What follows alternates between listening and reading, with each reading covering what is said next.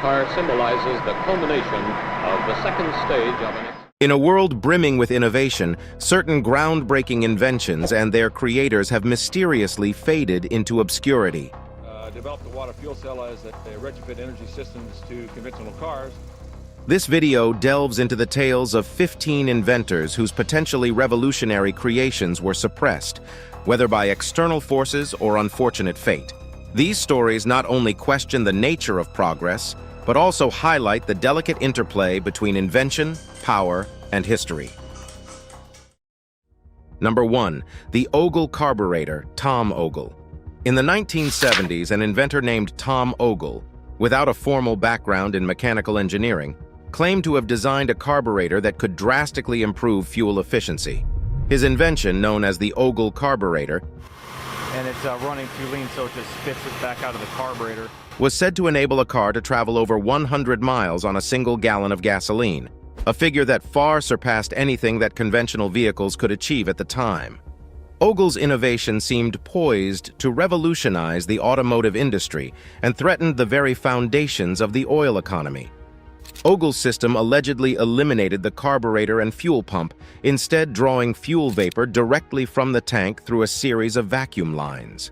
The design was deceptively simple, but according to Ogle, it allowed for complete fuel combustion and, consequently, greatly reduced emissions alongside the improved mileage. This was at a time when fuel prices were spiking due to the oil crisis, which had left the American public desperate for an alternative that could alleviate the strain on their wallets. The story of Tom Ogle is one of tragedy and controversy. After patenting his device and garnering attention from both the media and potential investors, Ogle reportedly turned down an offer of $25 million to sell the patent rights. He insisted on making the invention available to the public to ensure that everyone could benefit from the increased fuel efficiency. However, before his vision could fully materialize, Ogle suddenly passed away under mysterious circumstances at the age of 24. Official reports attributed his death to an overdose of alcohol and prescription medication, but friends and supporters suspected foul play, given the potential financial interests at stake. Number 2. The water-powered car, Stanley Meyer. At the crossroads of genius and incredulity stood Stanley Meyer, an inventor who shocked the world with his assertion of a water-powered car. The concept was simple yet staggering, a vehicle that ran solely on water, a resource far more abundant and environmentally friendly than gasoline.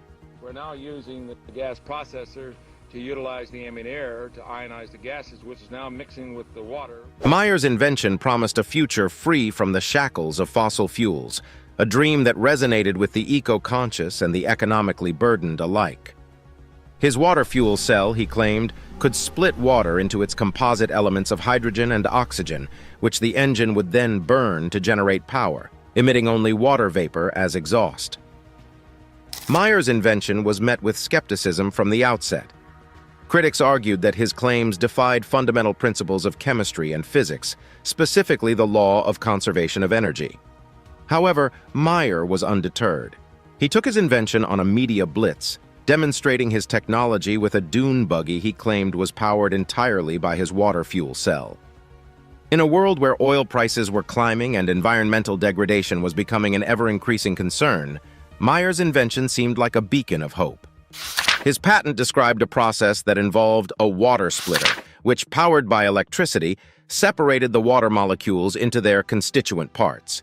This process, known as electrolysis, is well understood, but Meyer's device claimed to accomplish it with an efficiency that was unheard of. If true, it would have been a monumental breakthrough. Number 3. Rife machine, Royal Raymond Rife. In the realm of medical marvels, few have sparked as much debate as the Rife machine, attributed to Royal Raymond Rife. An American inventor and early exponent of bioelectric medicine, Rife claimed to have developed a device capable of destroying pathogens, including cancer cells, by vibrating them at their resonant frequency. His machine was said to emit energy at specific frequencies that would resonate with the unique frequencies of pathogens, causing their destruction without damaging surrounding healthy tissue. I've often thought that living matter might be based on crystals of some kind. Born in 1888, Rife was a scientist intrigued by the possibilities of treating diseases with frequencies. He designed a series of microscopes that he claimed were powerful enough to visualize viruses, a feat that was not possible with the technology of the day. Rife then purportedly isolated a cancer virus and proceeded to treat it using his frequency device. By the 1930s, Rife was claiming remarkable success rates, suggesting that his machine had the potential to cure cancer and other diseases. Rife's claims attracted the attention of the medical community and the public, with some hailing his device as a breakthrough and others dismissing it as pseudoscience. Despite initial interest and some apparent successes, Rife's work was eventually discredited by the medical establishment. Critics pointed to a lack of rigorous scientific evidence and the implausibility of his theories based on the known laws of physics and biology. The discrediting of Rife's work led to a personal and professional decline. By the 1950s, his laboratory had been destroyed in a fire, his records and machines were lost, and he became a recluse until his death in 1971. Number 4. Tucker Automobile. Preston Tucker. The story of Preston Tucker and his Tucker 48 automobile embodies the American dream clashing with industrial giants. A visionary in automotive design, Tucker sought to challenge the big three automakers with his advanced and innovative car. The Tucker 48, also known as the Tucker Torpedo, boasted safety and mechanical features far ahead of its time, including a directional third headlight, a padded dashboard, and a rear-mounted engine. Preston Tucker's vision was to produce a vehicle that not only set new standards in automotive design, but also ensured greater passenger safety during a period when road fatalities were rising. His designs were revolutionary. The Tucker 48 featured a safety chamber for front passengers to dive into before a collision, a windshield that would pop out upon impact to avoid glass shattering on passengers, and seat belts. Which also makes it safer because it doesn't roll over nearly as easy, unless, of course, you're doing 95 miles an hour on a racetrack. A safety feature that wouldn't become standard until years later. Despite the ingenuity behind the Tucker 48, Tucker faced immense challenges in bringing his car to market. Financial difficulties were a constant hurdle, exacerbated by negative media coverage and legal battles. In 1949, the U.S. Securities and Exchange Commission indicted Tucker and his board of directors on charges of mail fraud, conspiracy, and stock fraud. Although acquitted, the damage was done. Tucker's company was forced into bankruptcy, and only 51 cars were ever produced. The demise of the Tucker Corporation is often seen as the result of an overly ambitious entrepreneur running afoul of established industry practices and government regulations. Critics, however, suggest a more sinister reason: sabotage by a fearful automotive industry and a government unwilling to challenge the status quo. Number 5. Cloudbuster. Wilhelm Reich. Wilhelm Reich, a name synonymous with controversy in the psychoanalytic and scientific communities, ventured beyond the realm of psychology into the atmospheric with his invention of the Cloudbuster. This device, which seemed to be torn from the pages of science fiction, was designed by Reich in the 1950s to manipulate what he called orgone energy, a life force that he believed could affect both human health and weather patterns. The Cloudbuster, comprised of a set of hollow tubes connected to cables that were immersed in water, was intended to draw orgone energy from the atmosphere, with the goal of inducing rain. Reich, originally part of Sigmund Freud's circle, had taken a divergent path into the study of this orgone energy, which he posited was a physical manifestation of the libido. In his view, this energy was omnipresent and could supposedly be harnessed for a variety of purposes, from combating illnesses like cancer to altering weather conditions. The Cloudbuster was his attempt to apply his theories practically by engaging with the Earth's atmosphere directly. Despite the skepticism of the scientific community, Reich conducted several experiments with the Cloudbuster, claiming success in inducing precipitation in areas plagued by drought. His claims drew the attention of farmers and even some in the government. However, Reich's work with the Cloudbuster also attracted the scrutiny of the Food and Drug Administration, which had long been skeptical of his work with orgone energy. The FDA's investigation culminated in a court order demanding the destruction of Reich's publications and equipment related to orgone energy. Reich was also sentenced to 2 years in prison for contempt of court, as he had violated the injunction against his work.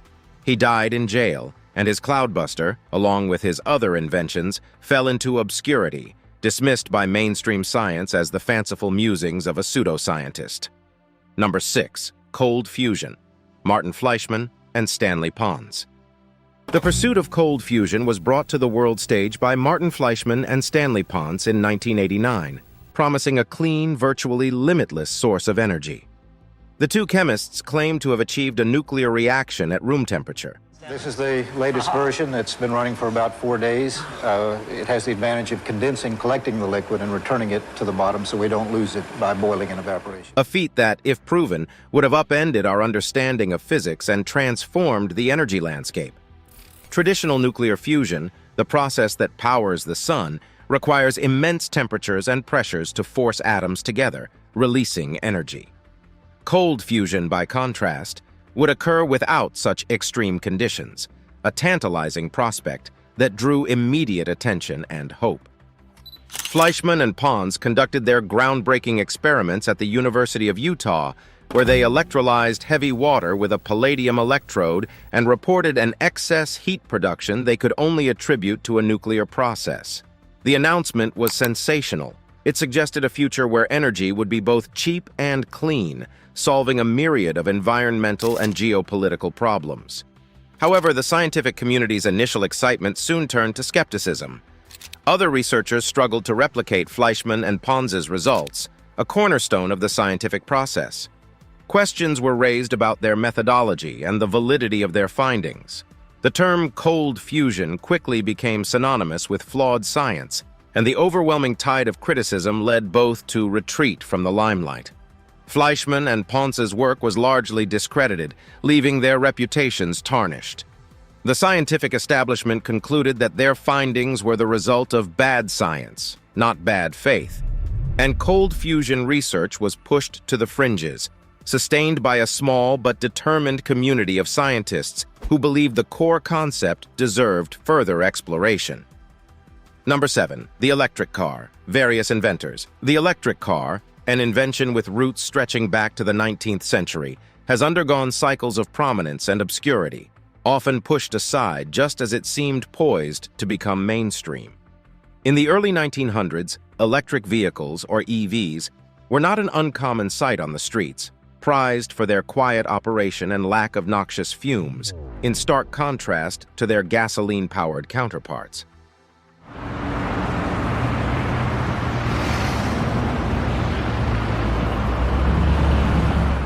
However, as the century progressed, the electric car was overshadowed by the internal combustion engine, with its ability to provide longer range and quicker refueling.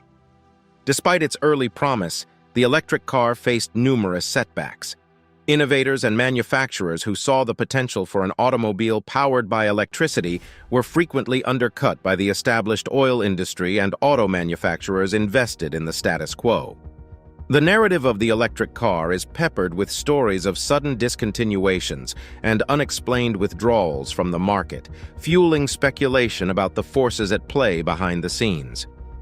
One of the most notable examples of this pattern occurred in the late 20th century with the rise and fall of the General Motors EV1. Hailed as a significant advancement in electric vehicle technology, the EV1 was made available through leases in select markets.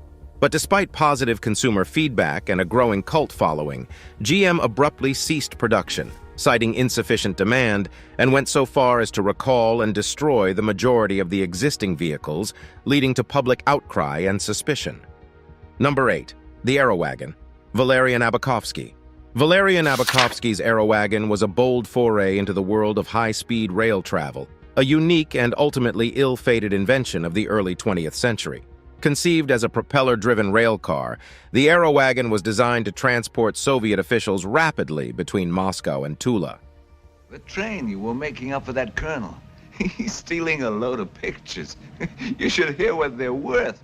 Abakovsky, a youthful inventor only 25 years of age, envisioned a future where travel times were significantly reduced by the application of aeronautical principles to railway technology. The Aerowagon, with its sleek design and aviation-inspired propulsion, was a marvel of its time. It was powered by an aircraft engine and propeller, enabling it to achieve speeds that far exceeded those of traditional steam locomotives.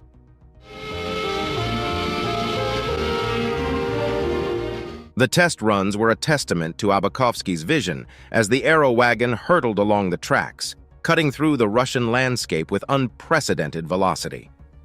Despite the promise shown in its initial tests, the aero wagon's fate was sealed by a tragic accident on its return journey from Tula in 1921.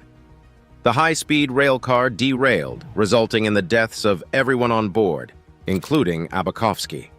The accident cast a long shadow over the concept of propeller-driven trains, and the aero wagon itself became a symbol of hubris and the perils of overreaching technological ambition. In the wake of the disaster, the aero wagon was relegated to a historical footnote, a curious episode of early Soviet innovation that ended in catastrophe. The tragedy effectively silenced further exploration into similar technologies for decades, as safety concerns took precedence over the desire for speed. Number 9. Anti-gravity device. Thomas Townsend Brown. Thomas Townsend.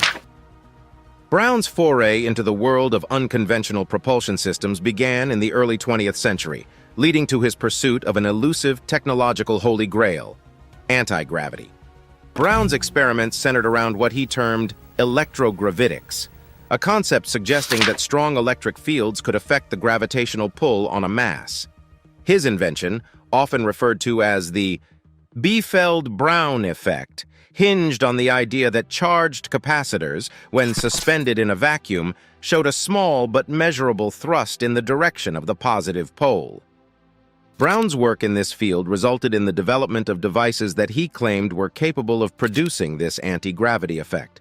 Among them was a saucer-shaped object known as a gravitator, which purportedly levitated when subjected to high-voltage electric charges.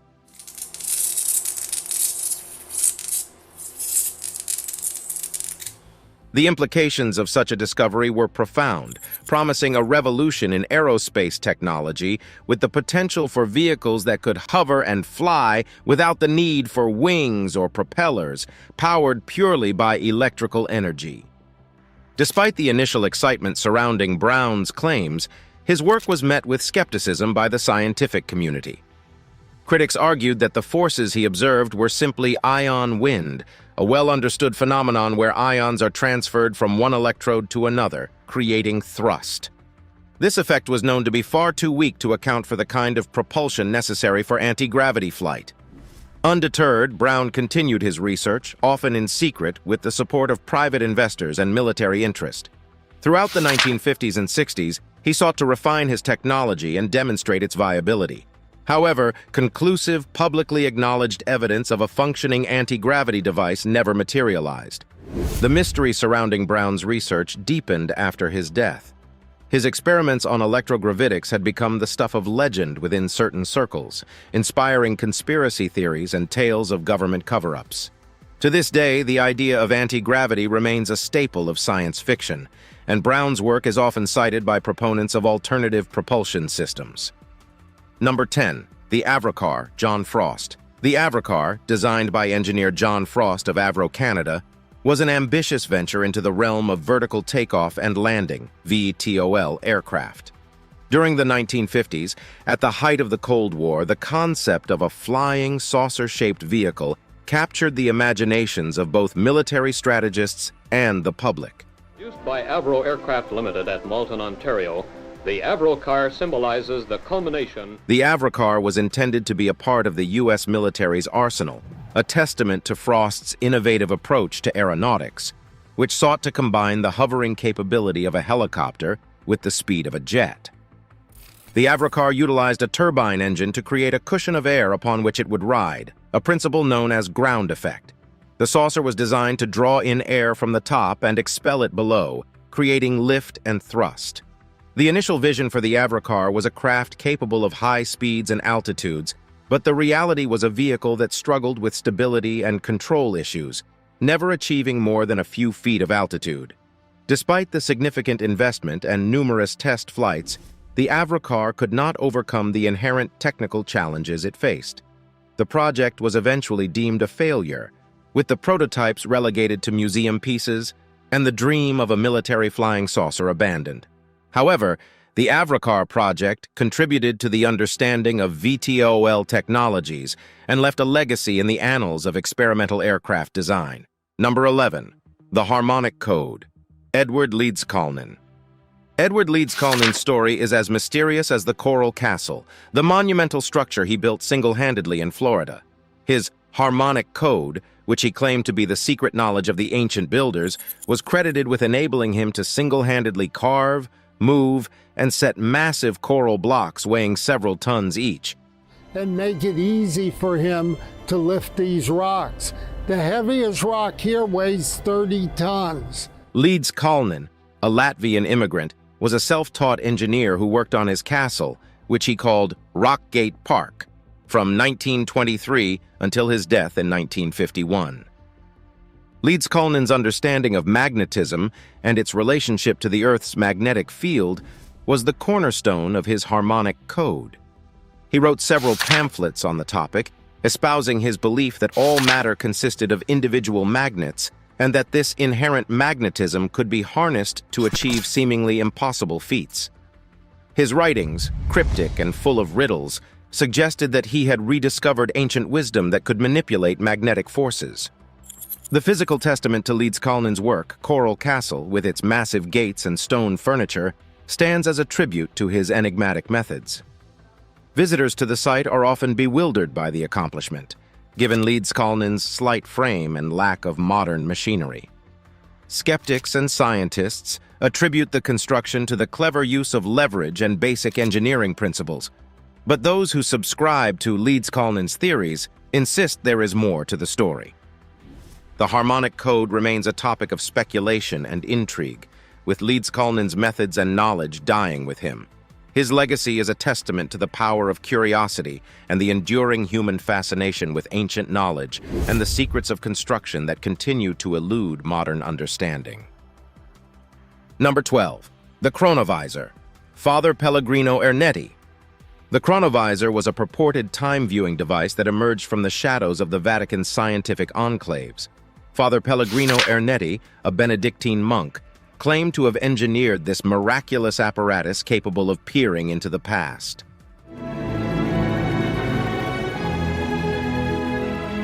According to Ernetti, the chronovisor could capture and display events that had occurred decades, even centuries earlier, effectively acting as a television that could tune into history. Ernetti's narrative painted a picture of a collaborative effort involving esteemed scientists and engineers, working covertly to develop the chronovisor.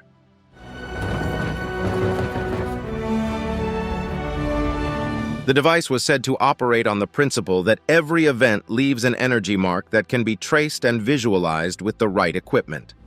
Ernetti described complex apparatuses equipped with antennas, composed of precious alloys, and utilizing a myriad of levers, dials, and screens. The monk even claimed to have witnessed significant historical events and to have observed famous personalities of the past, offering detailed descriptions of their appearances and surroundings. Skepticism naturally arose, and when pressed for proof, Ernetti presented a photograph of Christ's crucifixion,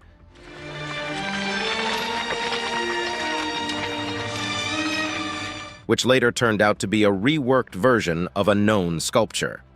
No physical evidence of the chronovisor's existence was ever produced, and the scientific community largely dismissed Ernetti's claims as fabrications. Number 13. The Harmonic Resonance Theory. John Ernst Worrell Keely.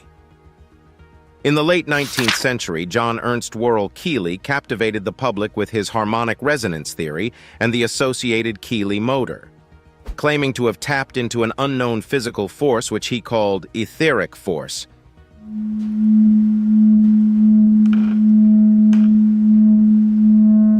Keely asserted that his motor, which was powered by the vibrations of this ether, could revolutionize industry by providing a new, inexhaustible source of energy. Keely's demonstrations of his motor, which he conducted before eager audiences, showed a machine that appeared to operate on water alone, a premise that, if true, would have turned the scientific world upside down. Keely explained that his process involved liberating the ether through a series of vibratory-tuned mechanical processes, a method that resonated with the spiritual and scientific fascination of the era with unseen forces. Despite Keely's claims and the substantial investments he received from hopeful backers, the Keely motor never came to fruition as a viable energy source. After his death, investigations revealed a web of hidden air pressure tubes and mechanical tricks that suggested the entire operation was an elaborate hoax. Keely's work was discredited, and he was labeled as a charlatan.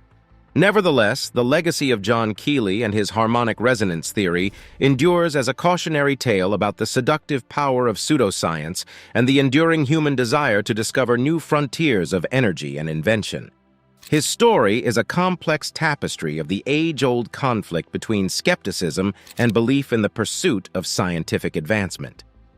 Number 14. The Dynasphere, J.S. Freeman. The Dynasphere, a unique monowheel vehicle, was the brainchild of Dr. J.H. Purves, inspired by the concept of dynamic stability, as proposed by his son J.S. Freeman.